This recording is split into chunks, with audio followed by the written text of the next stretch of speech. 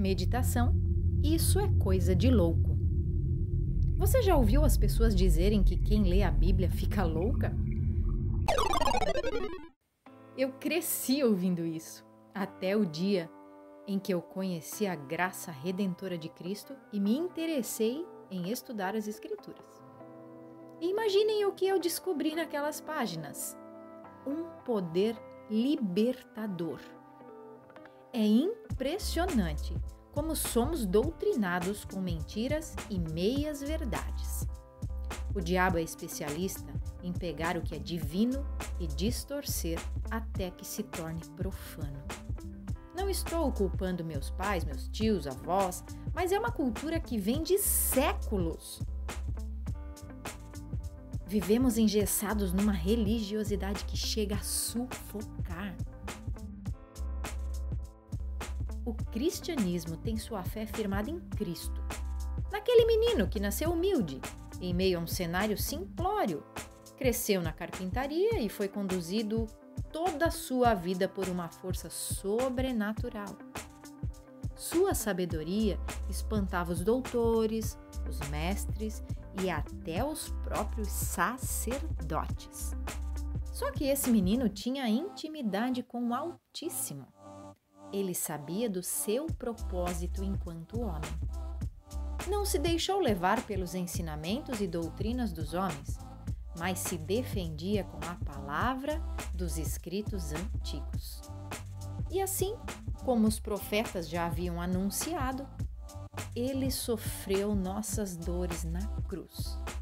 Sim, levou sobre si os pecados dos homens, a ponto do seu próprio Pai deixá-lo sozinho. Foi o meu, o seu, o nosso pecado que fez com que o menino amado de Deus conhecesse o pior abandono, mesmo que por pouco tempo, porque Deus abomina o pecado, mas por meio de Cristo derramou graça ao pecador arrependido. Mas antes de morrer, Cristo nos deixou ensinamentos que foram registrados nos evangelhos por meio dos seus discípulos. Não bastasse isso, depois de ressuscitado, voltou à terra. Primeiro aquelas mulheres no lugar do seu sepultamento, depois a caminho de Emaús, e então apareceu para os seus discípulos para dar testemunho da veracidade da sua ressurreição. Foi nessa ocasião que Tomé e os outros se convenceram de que as palavras do Mestre se cumpriram.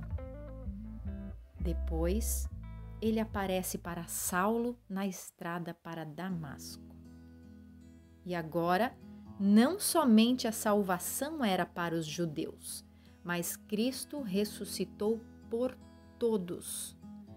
Todas as pessoas que receberem o seu sacrifício como verdade em seu coração serão recebidos por ele na eternidade. Ixi, mas isso aconteceu lá há muito tempo atrás. As coisas mudaram, o mundo mudou, nem inferno existe.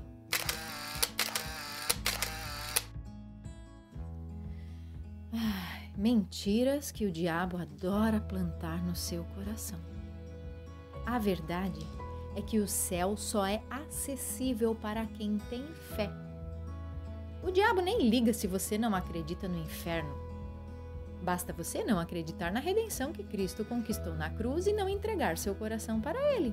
Isso irá te assegurar uma eternidade bem diferente daquela que Jesus reservou para você.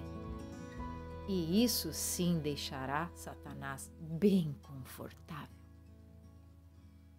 Vamos voltar a falar da doutrina na qual fomos ensinados?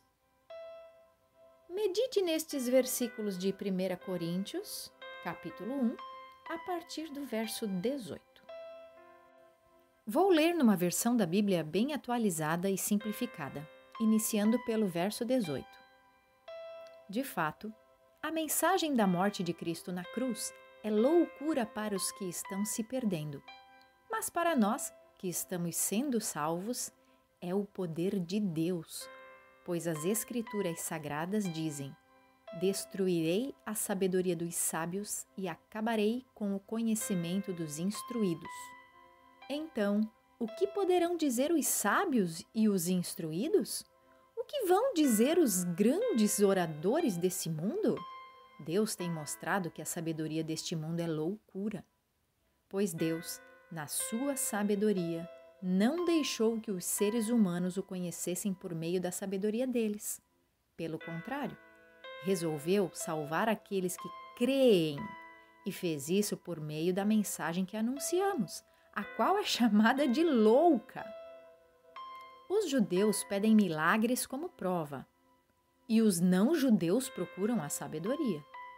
Mas nós anunciamos o Cristo crucificado, uma mensagem que para os judeus é ofensa e para os não-judeus é loucura. Mas para aqueles que Deus tem chamado, tanto judeus como não-judeus, Cristo é o poder de Deus e a sabedoria de Deus. Pois aquilo que parece ser loucura de Deus é mais sábio do que toda a sabedoria humana. E aquilo que parece ser a fraqueza de Deus é mais forte do que a força humana. Agora, meus irmãos, lembrem do que vocês eram quando Deus os chamou. Do ponto de vista humano, poucos de vocês eram sábios ou poderosos de famílias importantes. Para envergonhar os sábios, Deus escolheu aquilo que o mundo acha que é loucura. E para envergonhar os poderosos, Ele escolheu o que o mundo acha fraco.